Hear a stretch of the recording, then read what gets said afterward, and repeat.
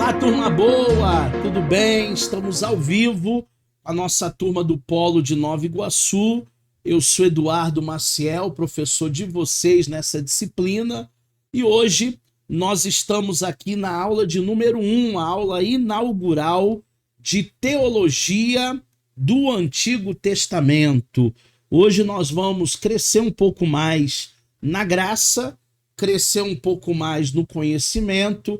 Ao vivo comigo o Samuel, a Valcilena, o Carlos Henrique, o Paulo Malta, o Rafael Barradas, e essa gravação vai ficar para todo mundo do EAD que não pode ver ao vivo. A gente tem alunos em outros países, por causa do fuso horário, não consegue estar com a gente aqui ao vivo, mas semanalmente eles assistem a aula que fica gravada no nosso portal.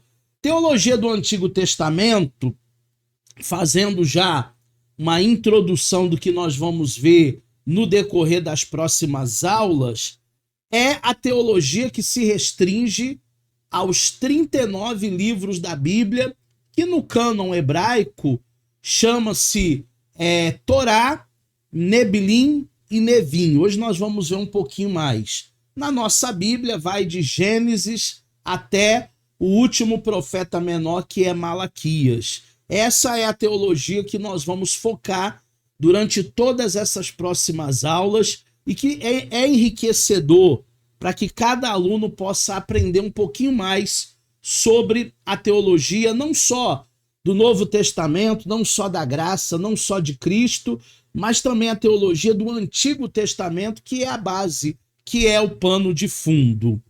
Vamos começar, então, conceituando e definindo o que vem a ser a teologia do Antigo Testamento.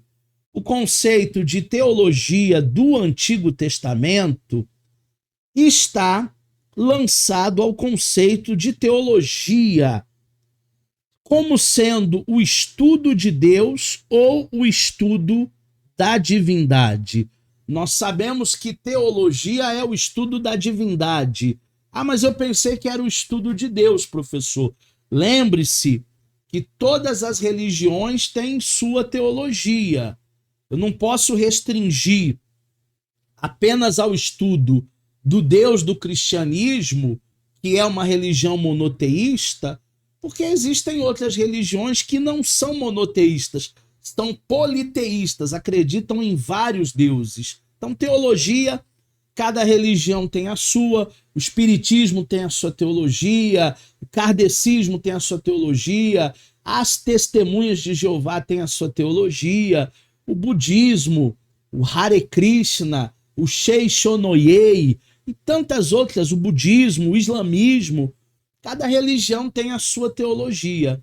A nossa teologia é uma teologia cristã e hoje nós vamos estudar a teologia que está contida no Antigo Testamento. O Antigo Testamento, ele tem 39 livros no cânon original, né? São 66 ao todo, 39 no Antigo, 27 no Novo.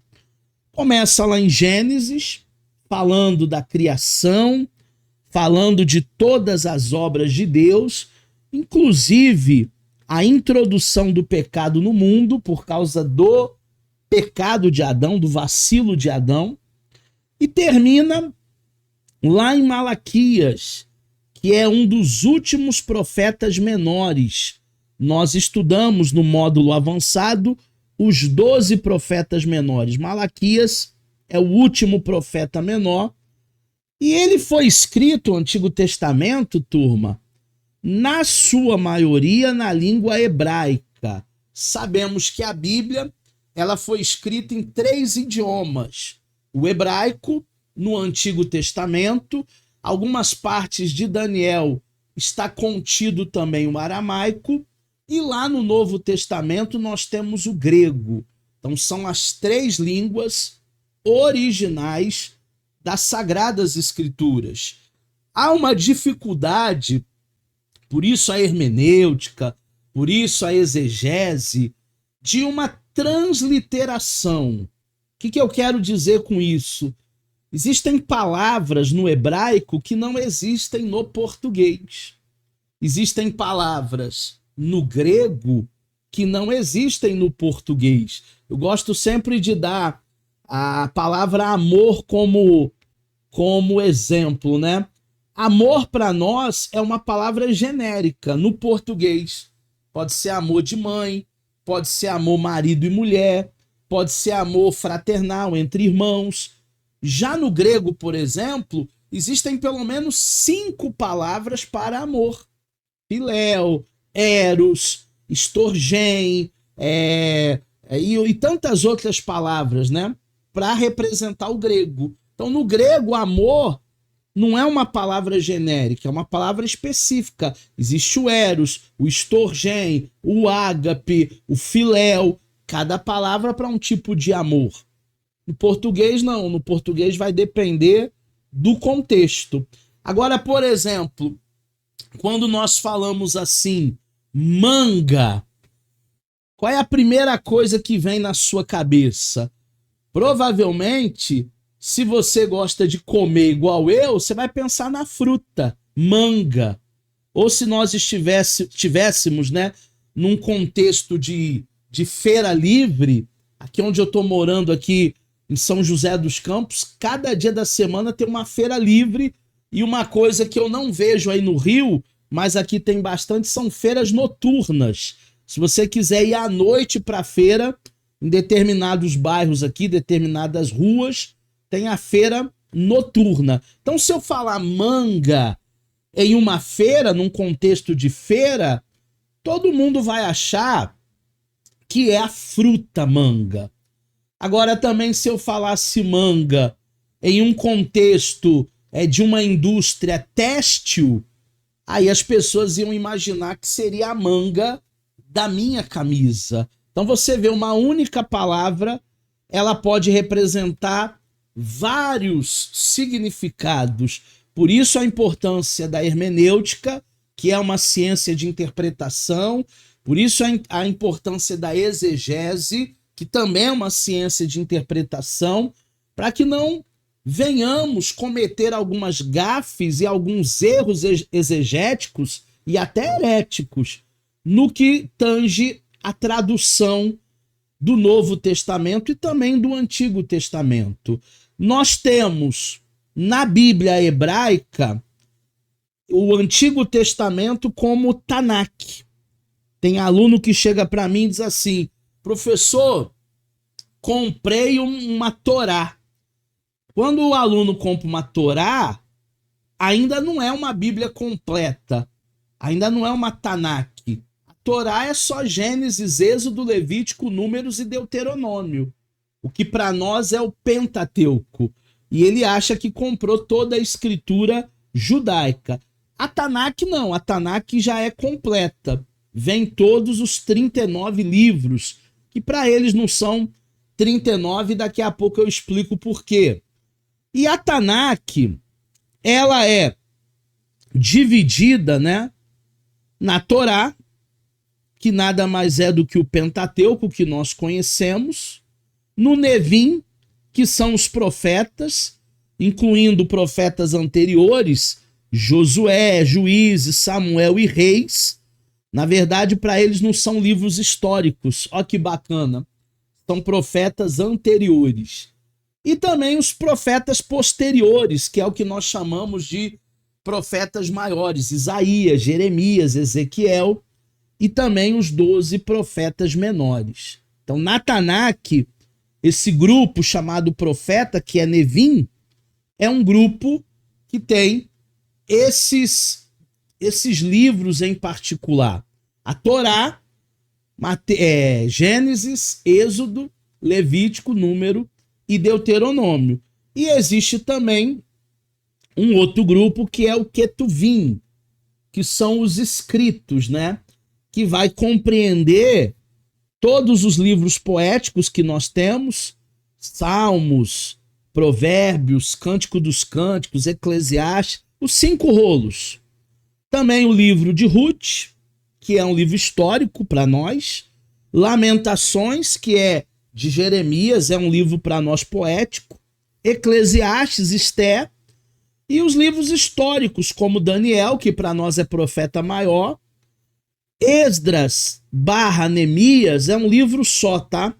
Como também Primeiro e Segundo Crônicas é um livro só. Como também Primeiro e Segundo Samuel é um livro só.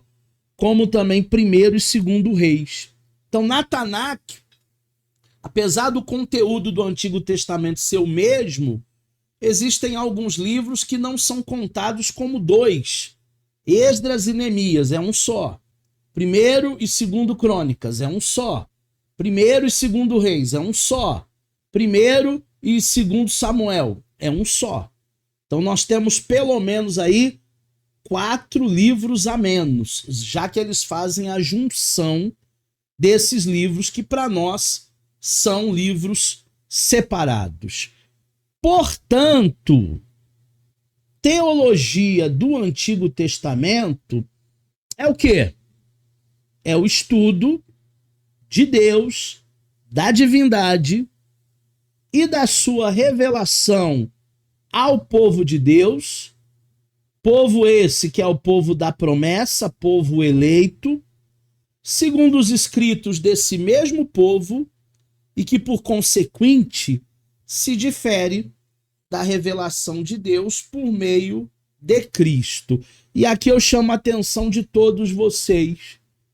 Cuidado ao interpretar o Antigo Testamento usando a mesma régua que nós usamos, o mesmo método que nós usamos para interpretar o Novo Testamento.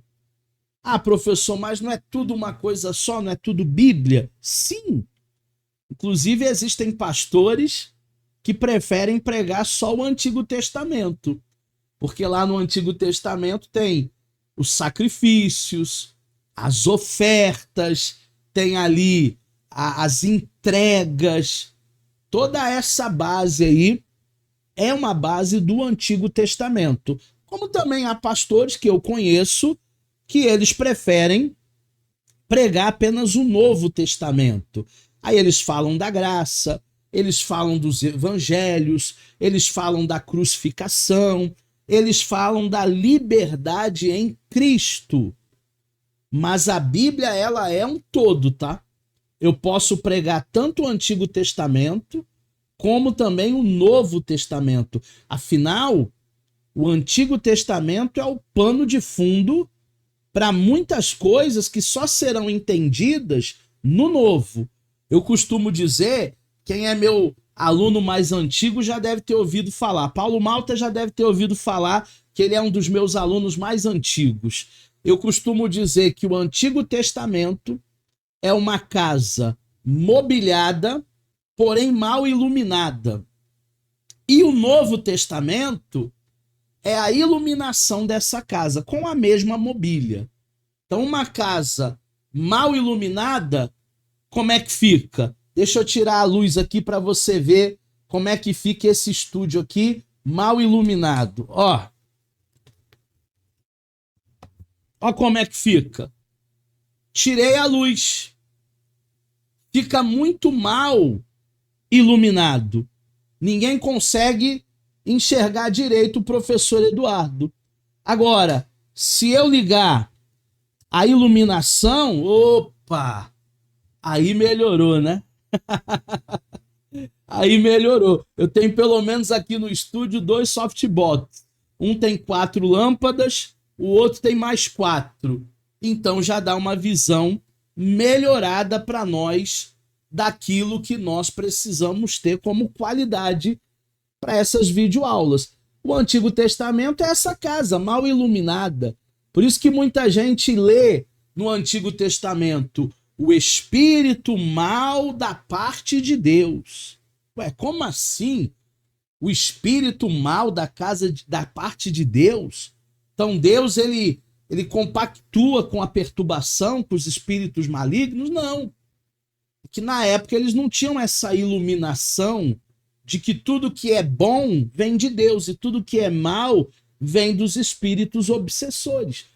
Essa revelação através da graça, através do Novo Testamento. Cuidado para você não usar a mesma régua interpretativa no Antigo e no Novo. Porque no Antigo Testamento existem textos, por exemplo, que são textos poéticos. E a poesia, ela tem uma licença, que nós chamamos de licença poética. Nem tudo aquilo que Salomão falou em Provérbios, em Cantares, é literal. Tem muita coisa ali que é alegorias. Tem que ser interpretado à luz da poesia. Então, cuidado, principalmente os pregadores aí, quando forem fazer um sermão para domingo, para quarta-feira, forem pregar algo no Antigo Testamento, presta muita atenção na sua interpretação. Por isso essa figura aqui com a lupa. Você está vendo a lupa? Por isso a lupa. Porque existe um trabalho de casa. Existe um trabalho de interpretação na teologia do Antigo Testamento. Qual é a mais importante? A do Novo ou a do Antigo? As duas. Se não fosse o Antigo, a gente não entenderia nem a crucificação. Um homem entregar a sua própria vida, derramando o seu próprio sangue como sacrifício. Para quê? O que é isso?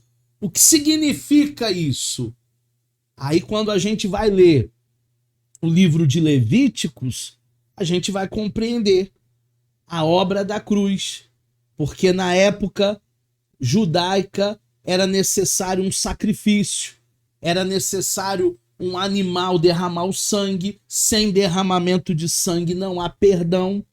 Então nós temos toda uma história, uma construção simbólica para entender crucificação. Caso contrário, nós não entenderíamos. A teologia do Antigo Testamento, ela se insere, turma, dentro da divisão da teologia conhecida como teologia bíblica. E aqui eu quero abrir um parêntese. A teologia que nós estudamos até as aulas passadas foi a teologia especulativa, a teologia contemporânea, a construção teológica de muitos homens, muitos pensadores do século XX para cá. Só que muita coisa é especulação, muita coisa é interpretação, muita coisa é achismo. É uma teologia interpretativa. A teologia do Antigo Testamento, não. A teologia do AT, ela é uma teologia bíblica, expondo o seu próprio contexto histórico, com seus principais termos, categorias e formas de pensamento. A maneira como se pensava no Antigo Testamento, ela é diferente de como nós pensamos hoje na vida pós-moderna. Quer ver um exemplo? A lei do levirato. Se, somente se, o Renan morresse, a Valcilena ia ter que casar com quem? Com quem? Com o irmão do Renan. Eu nem sei se ele tem irmão. Tem irmão, Valcilena? Tem 2 irmãos. Mas provavelmente a Valcilena está dizendo assim, Deus me livre, casar com o irmão do Renan. Mas na lei do levirato, a viúva, para não ficar desassistida, porque na época não haviam direitos como hoje, pensão, não havia aposentadoria. Então as viúvas, para não ficarem repudiadas, para não pararem na prostituição, pela lei do levirato, os cunhados deveriam assumir. Isso era natural, isso era comum na época do Antigo Testamento. Hoje, na vida pós-moderna, não. Como é que eu vou obrigar um membro da minha igreja, vamos dizer que venha a falecer aí, um membro da igreja lá do pastor Paulo Malta. Aí o pastor Paulo Malta vai abrir a Bíblia no Antigo Testamento e vai dizer para a viúva, ó, agora você tem que ir lá no teu cunhado, trazer ele aqui para eu fazer a cerimônia do casamento de vocês. Não tem como. Não tem como. Porque hoje nós vivemos dentro de uma outra cultura. Por isso, sim, a teologia do Antigo Testamento ela é tão importante nós estudarmos e nós considerarmos minúcias, categorias, termos, ordenanças que faziam sentido naquela época. Podemos então sintetizar, ainda nessa introdução da aula de hoje, introdução boa, hein? Eu já estou falando há 27 minutos e eu só estou introduzindo. Parece aqueles pregador que prega 3, 4 horas. Vai lá na sua igreja, ó. Só estou introduzindo, hein? Eu só estou conversando, hein? Mas é válido, porque hoje é a primeira aula. Para a gente sintetizar, a teologia do Antigo Testamento, ela é a disciplina da teologia bíblica que vai estudar pessoas. Que pessoas? Abraão, Isaac, Jacó, Moisés. Atributos, honestidade, verdade, inveja, decepções, revelação de Deus. Existe um conceito que a gente vai trabalhar, se não der tempo hoje, na próxima aula, de revelação e de inspiração. Aliança. Aliança é pacto. Aliança é compromisso. Eu tenho um compromisso com a minha esposa. O pastor que nos casou 25 anos atrás disse: até que a morte vos separe. Deus é um Deus de aliança. Deus é um Deus pactualista. Uma vez eu fui numa palestra em São Paulo e o nosso mentor estava dizendo para nós, uma sugestão, né, que ele deu, para nós não escolhermos ninguém para ser sócio no nosso negócio que já estava no 3º, no 4º casamento. E aí o pessoal da plateia ficou assim meio atônito e ele complementou, ele disse: se essa pessoa não foi fiel à esposa dele, da sua mocidade, ele vai ser fiel à nossa sociedade?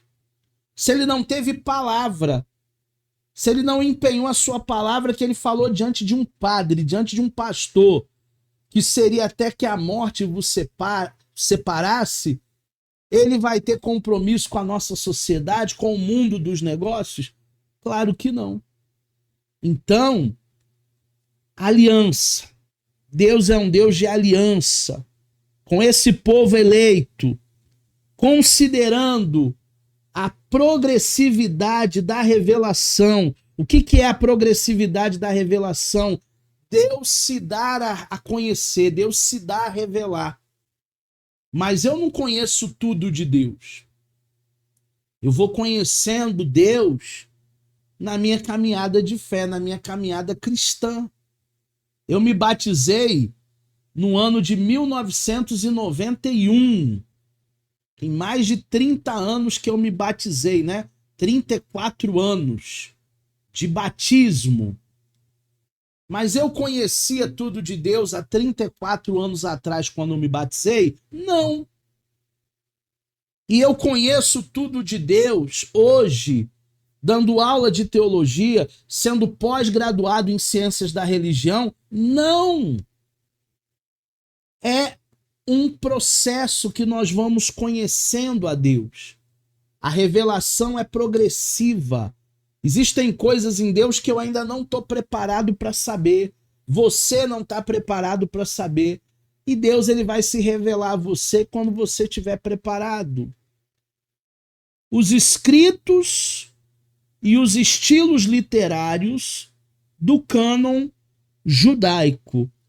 Então, muita coisa do Antigo Testamento, estilo literário, A maneira como se escreve no cânon judaico, ela é particular. Haja vista os livros poéticos. Jó, Salmos, Eclesiastes, o livro de Cantares de Salomão, que é um romance de um homem para com uma mulher. Já teve aluno que me perguntou no avançado, é um livro pornográfico? Não, mas é um livro erótico.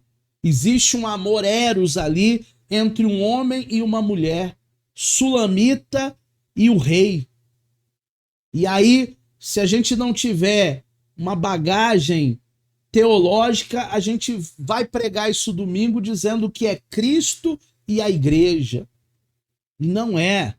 Onde é que está o seio da igreja? Onde é que está a coxa da igreja? Onde é que está o umbigo da igreja? Não é. É poesia, é um romance. E nós precisamos interpretar cada livro com a sua particularidade. Até aqui tudo bem, turma? Alguma dúvida? Paulo Malta, Carlos Henrique, Valcilena que está com sono, Samuel, nosso mais novo aluno aí, não no sentido de tempo de curso, né? No sentido de idade. Samuel tem idade aí para ser meu filho. Renan, Rafael Barradas, que chegou da academia, tá fortinho. Alguma dúvida até aqui, turma? Quando tiver dúvidas, levanta a mãozinha que nós estaremos aqui para sanar. Divisão de períodos é nosso primeiro assunto da aula número 1. Através da teologia da aliança, teologia da aliança é a teologia do Antigo Testamento, é a teologia bíblica.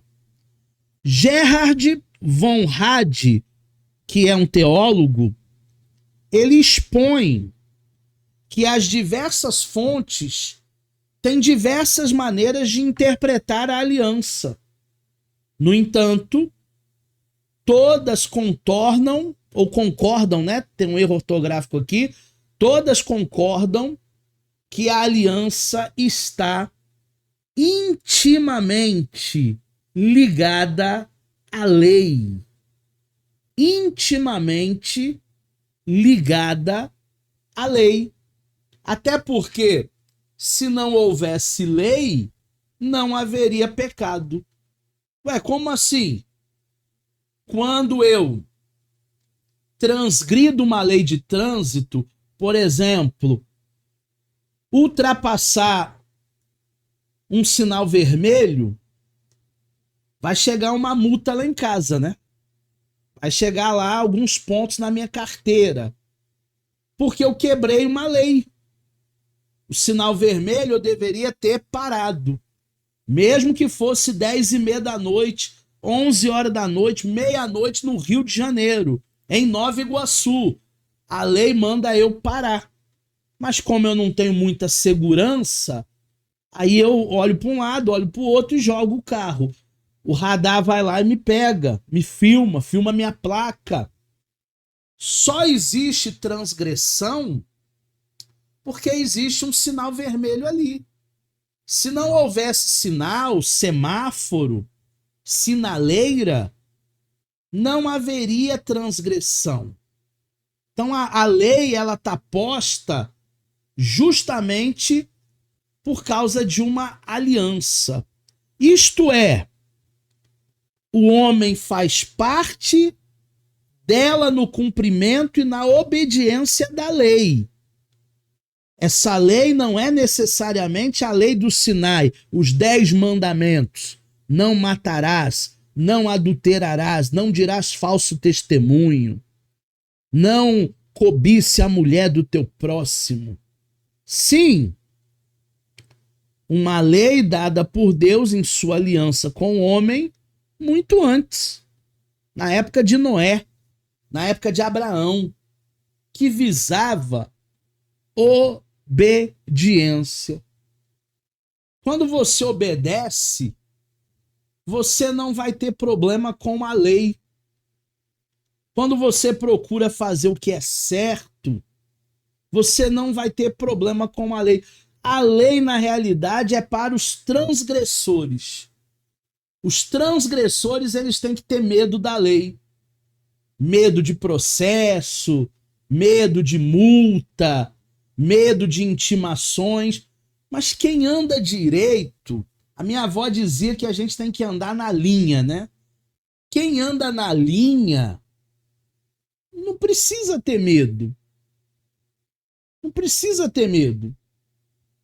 Porque nós procuramos fazer tudo para sermos pessoas irrepreensíveis.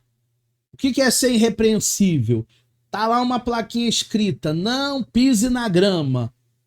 Eu vou pisar naquele lugar, eu vou pisar na grama para eu ser repreendido, para eu ser advertido? Não. Eu quero continuar a minha vida sendo irrepreensível. Hoje mesmo eu estava conversando com o pastor Vanderlei Prata no WhatsApp. Ele lá de Santa Catarina, em Balneário Camboriú, e eu aqui em São Paulo. E conversa vai, conversa vem com o pastor Vanderlei Prata. Ele dizia para mim: quando é que você vai estar no Rio? E aí eu dei as datas para ele que eu vou estar no Rio. Ele, não esquece de me ligar que eu quero que você pregue aqui na Sarando a Terra Ferida. Tô com saudade de ouvir você ministrando. Gente, não é porque eu tenho cabelos loiros, olhos azuis. Não. É porque aonde eu passo, e olha que eu já passei por muitos estados, hein?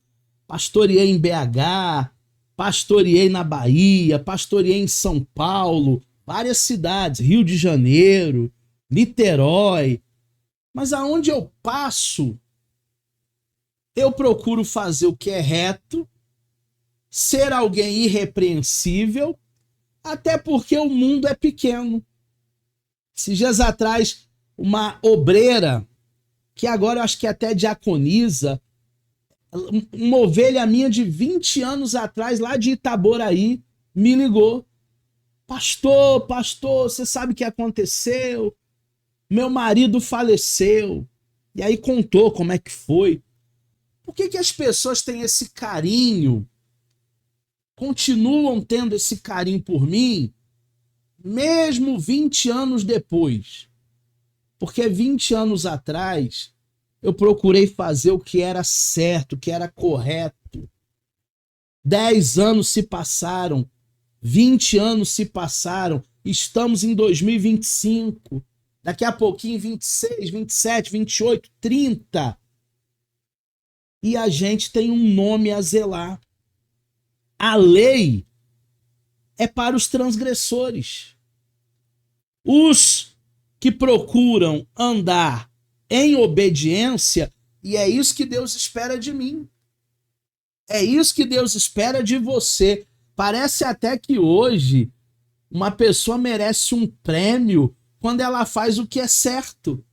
Eu vi uma reportagem esses dias de um homem que esqueceu uma mala dentro de um táxi com 20 mil reais.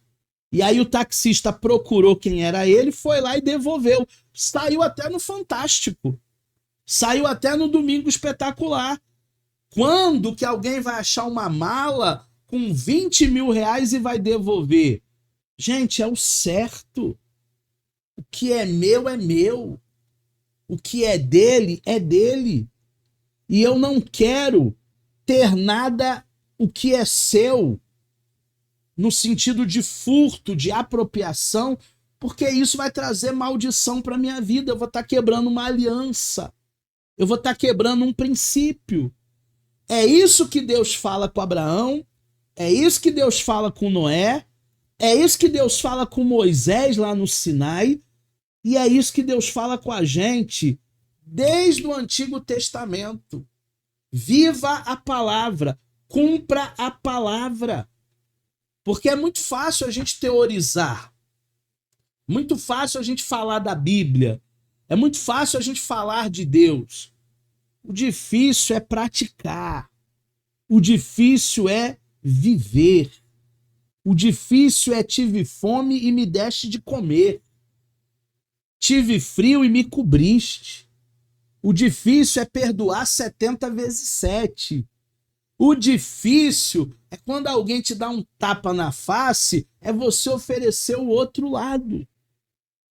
A prática da vida cristã, ela não é para os fracos.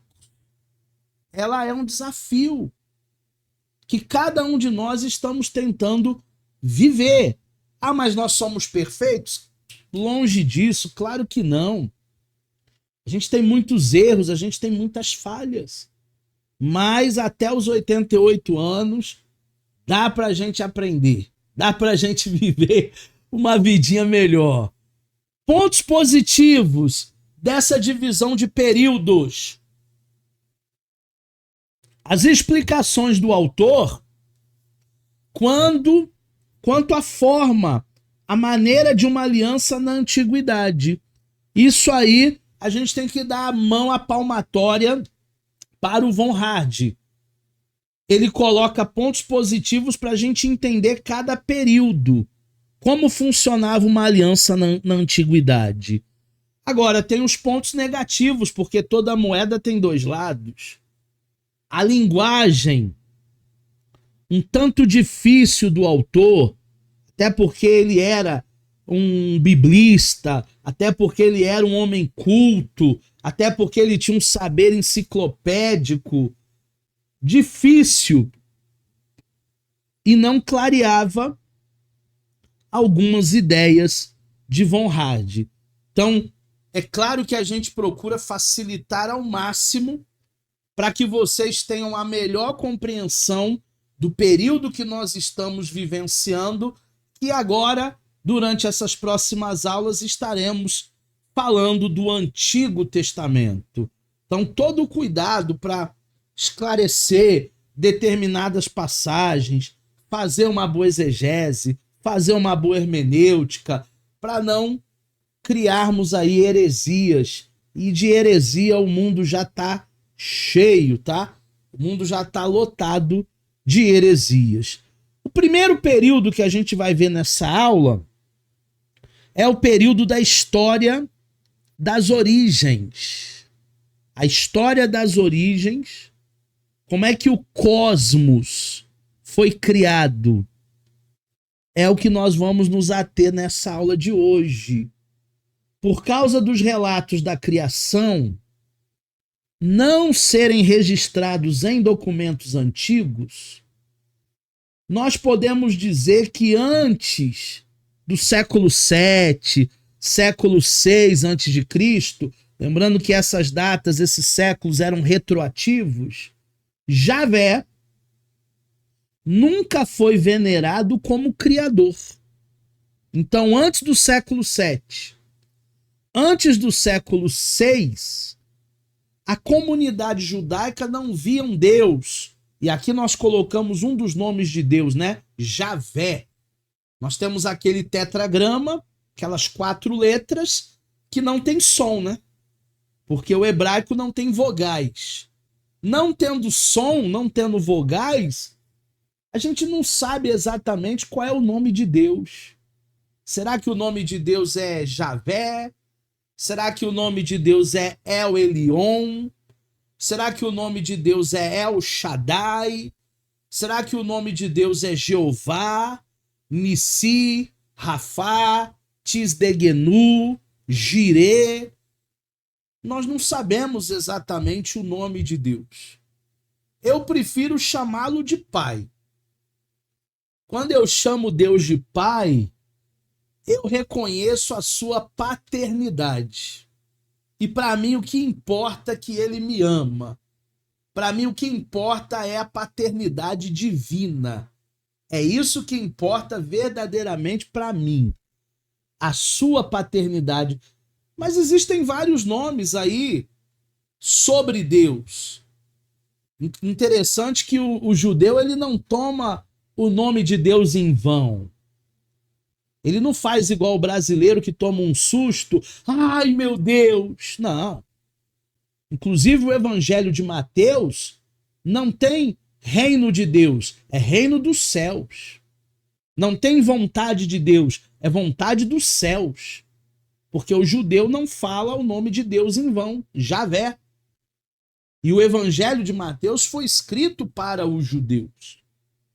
Na história da criação antes do século VI, VII, por não haver nenhum documento que falava sobre a criação, eles ainda não entendiam que Javé, que Jeová é o Deus criador, que criou todas as coisas através da palavra, através do haja, através do raiá.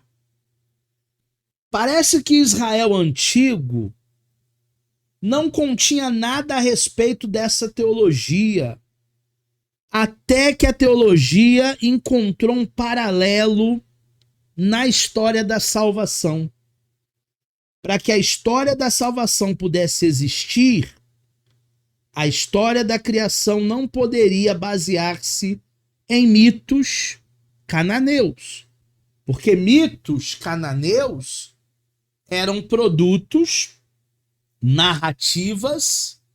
Semana que vem eu devo falar de narrativas com vocês, na próxima aula. Mitos cananeus eram narrativas que não tinham comprovação documental. Mas a ideia da salvação, a partir do século VI, exige a compreensão da história da criação. As duas vão se fundir. O Deus Salvador é também o Deus Criador. É o Deus que cria todas as coisas através do nada. Bara. No hebraico é bara. É o Deus que cria sem matéria-prima. Ele até pode usar o pó da terra para criar Adão, a costela do Adão para criar Eva, Azar, ou Assar, em hebraico. Mas ele cria todas as coisas antes de Adão através da palavra, através do haja, através do raiá. Baseados em sua própria história, a comunidade judaica definiu a noção da criação, pois Javé criou o mundo e criou também Israel. O alcance da concepção da criação com isso teve um grande êxito, um grande sucesso. A criação é tida como uma ação histórica de Javé e é inserida no tempo e no espaço. Agora, judeus do século V, IV, III, II, são pessoas que creem que Javé é o Criador. Agora eles tiveram essa iluminação histórica, essa narrativa e essa prova documental. Não mais os mitos cananeus. Agora haviam provas de que tudo que existe acontece. Agora existe argumento cosmológico, teológico, argumentos antropológicos de que existe alguém que sustenta todas as coisas, que é o arquiteto desse universo. E, obviamente, aquele que sustenta todas as coisas é o nosso Senhor. Os hinos, os louvores, as canções, os salmos, prestam grande auxílio teológico, pois eles são declarações do Antigo Testamento sobre a criação do mundo, sobre a criação do homem. Entretanto, sobre a criação detalhada, existem apenas duas fontes que fazem essas declarações específicas de caráter histórico sobre a criação. Então, no primeiro momento, nós temos os hinos, os louvores, os salmos, falando muito da criação. Agora, de maneira detalhada, de maneira aprofundada, nós temos duas fontes que vão trazer para nós, na teologia do Antigo Testamento, e que trouxe para eles, na época, a ideia de um Deus criador. Quais são essas fontes? O código sacerdotal de Gênesis 1 e a narrativa já vista de Gênesis 2. São essas duas fontes. Em muitos aspectos, essas narrativas são diferentes.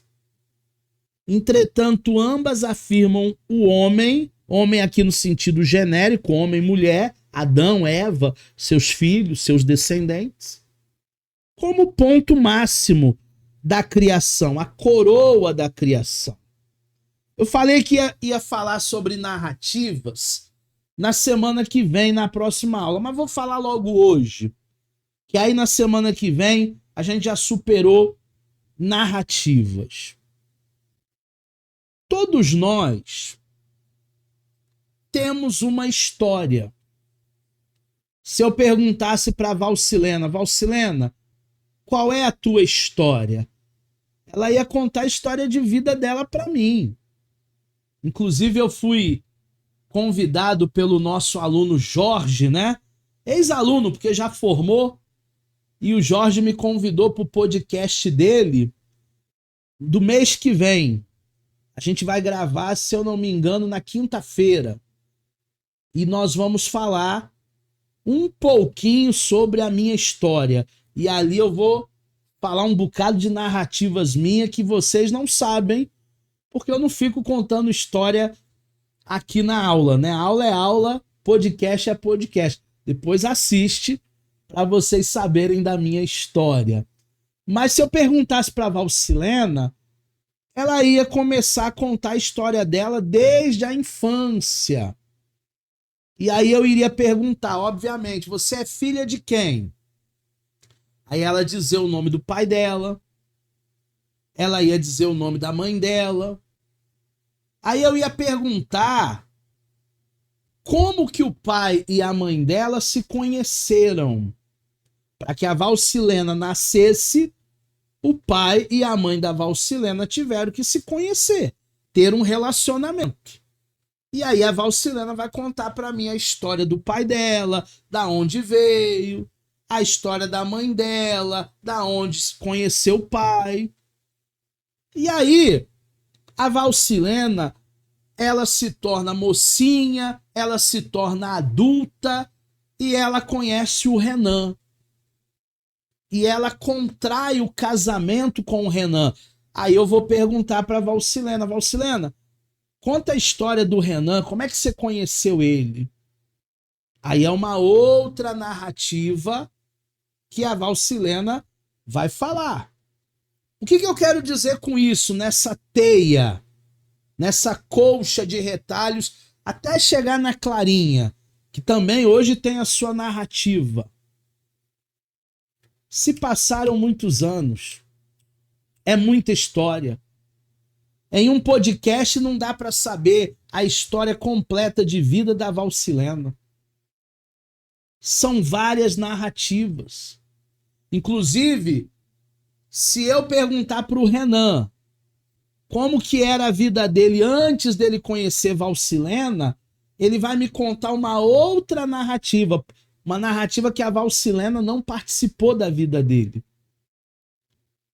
A nossa vida, ela é composta por narrativas.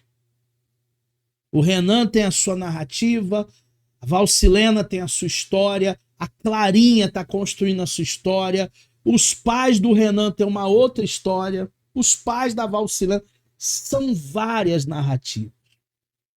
Aqui, no Antigo Testamento, nós também temos várias narrativas. Nós temos a narrativa já vista, nós temos a narrativa do Código Sacerdotal, nós temos a narrativa eloísta. A história ela é a mesma, só que cada um vai focar em uma determinada coisa. A história de Gênesis 1 é a mesma história de Gênesis 2, mas as narrativas elas são diferentes. As diferenças elas consistem no fato de que o Código Sacerdotal, CS, se preocupa com o mundo e com o homem no mundo. A preocupação da narrativa do Código Sacerdotal é o homem no mundo.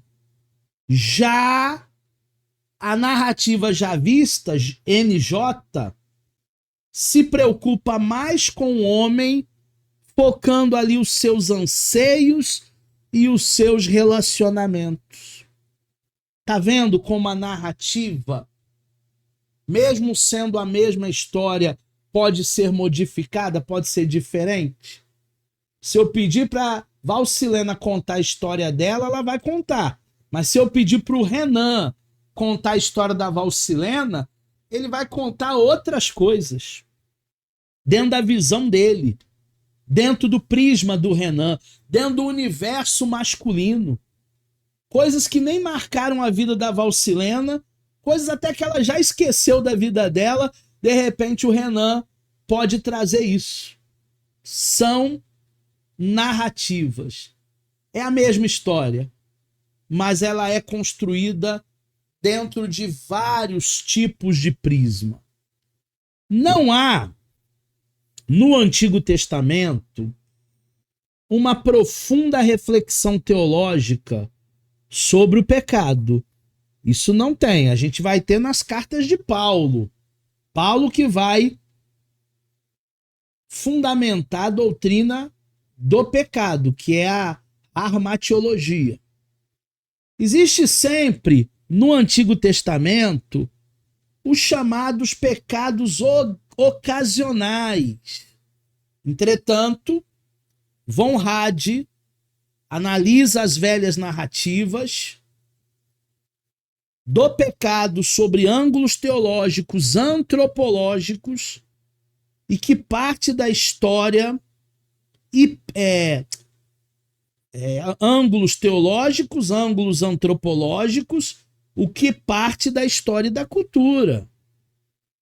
Então, hoje, seria pecado eu me casar com a minha própria irmã, Eliane? Sim, é um incesto. Mas na época do Adão, não havia incesto. Hoje, seria pecado eu, além da dona Thaís e Maciel, ter outras mulheres? Sim, porque nós estamos em um regime monogâmico. Na época de Abraão, problema nenhum. Ele não pulou a cerca com Agar. Davi teve quantas mulheres? Salomão teve quantas mulheres? A cultura e a história verdadeiramente no Antigo Testamento vão nos dar uma base, mas não há uma teologia forte sobre pecado, e sim pecados ocasionais. A história das nações parte da época pós-dilúvio, depois do dilúvio, com os descendentes de Noé, Sem, Cã, Jafé. Sem, ele vai povoar a Ásia. Cã, ele vai povoar a África. Jafé vai povoar a Europa. Se por um lado esse fator contribuía para a união dos povos, o evento chamado Babel traz uma imagem totalmente negativa de separação.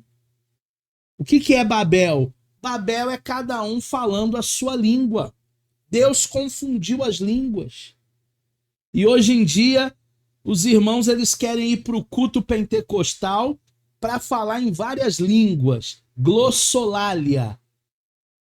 mas termina o culto, ninguém consegue se entender. Ninguém fala português. Ninguém consegue compreender o que o outro está dizendo. Muitas vezes nós somos mal interpretados. Porque muitas vezes eu falo com meu irmão, copo preto. E ele diz, não, taça branca. E aí eu mostro, irmão, copo preto. E ele diz, não, taça branca. E mais uma vez eu tento, irmão, copo preto. E ele diz, não, taça branca. Aí é de perder a paciência. Ah, professor, isso é muito esquentadinho. Mas, gente, o pior cego é aquele que não quer ver. O pior entendedor é aquele que não quer entender. Porque a gente diz para alguém, ó, 2 mais 2 é 4. Aí alguém fala, não, é 22. 2 e 2 é 22, não é 4. Ah, Babel. Babel. Babel. Cada um falando uma língua. Já não há mais aquela união, já não há mais aquela reciprocidade, já não há mais aquela educação, já não há mais as boas práticas.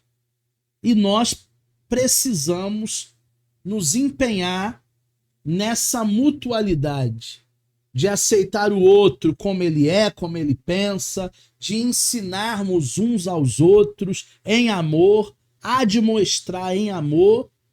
Mas o que nós estamos vivendo hoje, e a teologia do Antigo Testamento nos mostra, é Babel. Depois de Babel, o abismo entre Deus e os homens aumenta cada vez mais.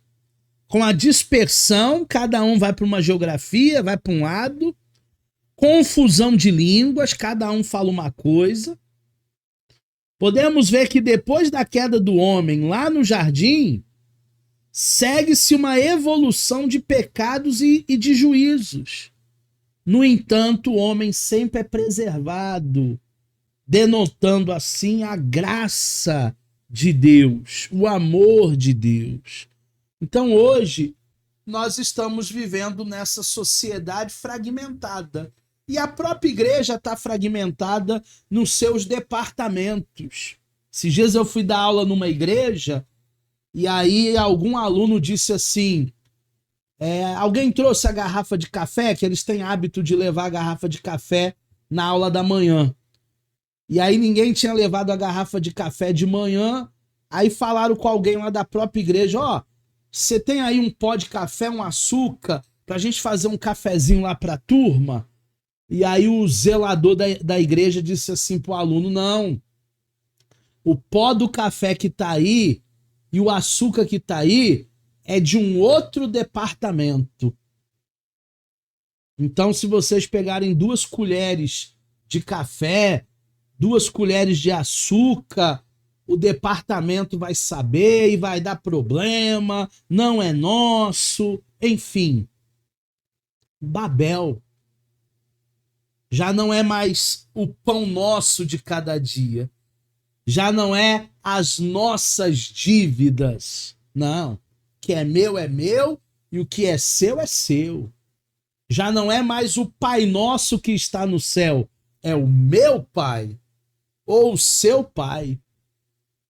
E hoje nós vivemos essa dissolução. Pontos positivos da história das origens, segundo von Rad. A forma como Israel lê a criação resulta numa união de atos de salvação. A questão das origens também se torna relevante, visto que para Israel a criação se tornou histórica.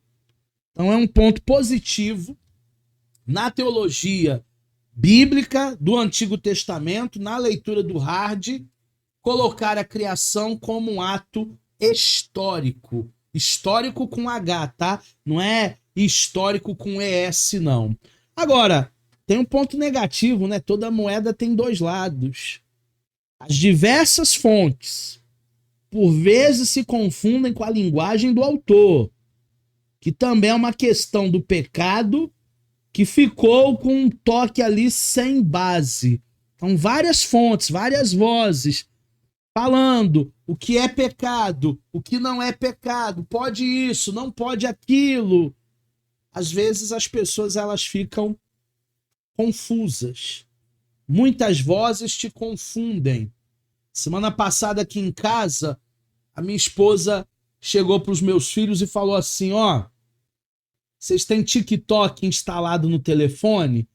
Aí Eduardinho e Gabriel falaram assim, temos, desinstala, porque só tem lixo eletrônico, só tem conteúdo que não vai levar a gente a nada. E eu tenho dois filhos muito obedientes, um de 22 e um de 19, imediatamente os dois desinstalaram essa praga chamada TikTok. Aí eu fui ver no meu celular, eu comprei um celular novo agora, veio com TikTok nativo, de fábrica, já instalado no telefone. Só que eu não tenho conta, não tenho nada, não sei nem mexer direito. Eu sei que a plataforma são vídeos rápidos, mas ainda não parei. Já que ela falou com os dois, que não servia para eles, que não serve para eles, também não serve para mim. Eu fui lá e desativei no meu celular também. Davi diz, não porei coisas más diante dos meus olhos.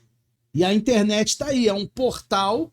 Eu não sei como é que um adulto tem coragem de dar um aparelho celular para uma criança de 4 anos, de 5 anos, sem supervisão. Gente, nós precisamos supervisionar. Esses dias eu conversei com uma professora de educação infantil, que é uma das minhas alunas de psicanálise, e ela estava assistindo lá na turminha dela uns comportamentos estranhos dos alunos dela. E aí ela perguntou para as criancinhas de 4, 5, 6 anos, onde é que você viu isso? O teu pai faz isso? A sua mãe faz isso? Não, tia. A gente viu no celular. Quer dizer, até a inocência da criança de 4, 5, 6 anos está sendo destruída por causa dessas plataformas sem supervisão. Vamos falar agora do segundo período, que é a história patriarcal. A história patriarcal. O Deus que atua em todas as circunstâncias da história patriarcal é Javé, é o nosso Deus. No entanto, o nome Javé era um nome desconhecido na época. Javé se fez conhecido pelo nome a partir de Moisés. Porque Moisés foi perguntar para Deus qual era o seu nome. E Deus respondeu para Moisés, eu sou o que sou. Javé. Eu sou o Todo-Poderoso. Anda na minha presença e ser perfeito. Esse é o meu nome. Porque as pessoas elas estão muito preocupadas com nomes, com conceitos, quando na verdade nós deveríamos estar preocupados em ser verdadeiros adoradores. Depois disso, Israel se apropria dos fatos passados e reconhece nos fatos passados a mão do seu Deus, Javé. Também se apropria das promessas, conforme as interpretações javistas e eloístas, narrativas javistas, narrativas eloístas, pontos de vista, que contém um duplo conteúdo. Como assim um duplo conteúdo? Agora na aula nós temos 1, 2, 3, 4, 5, 6 alunos ao vivo. Se eu pedir no final da aula para vocês escreverem uma redação sobre a aula 1, nós teremos 6 narrativas, 6 pontos de vista. Cada um vai focar numa coisa diferente da aula. A aula é a mesma. E aqui, tanto javistas como eloístas, eles vão interpretar de maneira dupla. A garantia da posse da terra, terra que mana leite e mel, terra maravilhosa, que 2 homens tiveram que carregar um cacho de uva, é a promessa de uma posteridade inumerável. Abraão, olha para o céu, conta as estrelas se você puder. Ai, Senhor, eu não consigo, são muitas. Assim vai ser tua geração. Vamos lá na praia, pega na mão aí o grão de areia, conta aí nesse deserto cada grão de areia. Ih, Senhor, não sei. Assim vai ser tua geração. É uma promessa que Deus faz com Abraão. A primeira promessa era esperada em curto prazo, lá no Sinai, garantindo a terra de Canaã, que era uma bênção exclusiva para o povo de Israel. Canaã não era uma bênção para outras nações. Não era para os habitantes de Jericó, de Ai. Não. Não era para os amorreus, jebuseus, ferezeus. Não. Era uma bênção exclusiva para aquele povo. E hoje? Hoje, na graça, nós temos acesso a várias bênçãos conquistadas na cruz. Só que, apesar de todas as bênçãos que nós temos acesso hoje, por causa da cruz, também existe um propósito específico para a vida de cada um. Cada um aqui tem um propósito específico. Vocês acham que o meu propósito é igual ao propósito do Carlos Henrique, do Rabi? Não. Deus tem algo para tratar e para fazer na vida dele. O propósito do Paulo Malta não é igual ao do Renan. Tem coisas que Deus vai dar para o Paulo Malta e não vai dar para o Renan.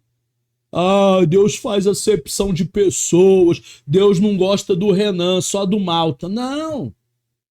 Há um propósito específico na vida do Malta e há um propósito específico na vida do Renan, do Samuel, do Barradas, da Valcilena, de todo mundo que está assistindo essa aula.